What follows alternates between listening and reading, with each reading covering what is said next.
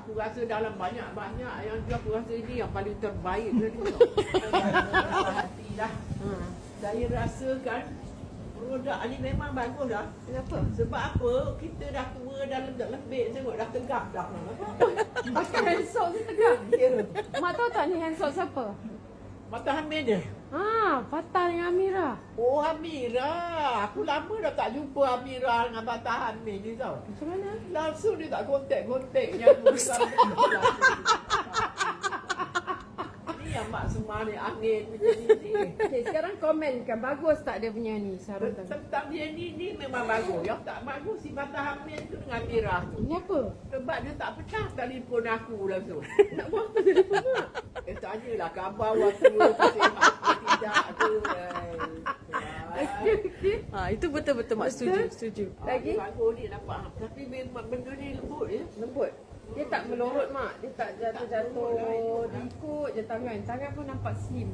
Oh, Kan? kalau hari-hari aku pakai. Mak rasa tak diri mak macam Amira bila mak pakai ni? Itu tak ada lah pula aku macam Mirah bertebiat apa aku. Tak ada rasa diri macam pelakau. Tak ada rasa diri macam Amira langsung? Tak ada. Mak suka tak? Amira minat tak? Minat. Dia minat. Aku Minat. doakan dia bahagia. Amin. Tapi sejak dia dah kahwin, mak tak pernah jumpa dia kan? Ada hari tu kena tak ada apa rumah tak dia ada. Ya ke? Mak tak ada waktu tu. So apa pesanan untuk orang kalau nak beli ni? Kalau pada siapa semua, aku rasa dalam banyak-banyak yang tu aku rasa ini yang paling terbaik dia ni. Sebab macam lembut sangat. Betul mak, okey, betul mak. betul. Betul mak.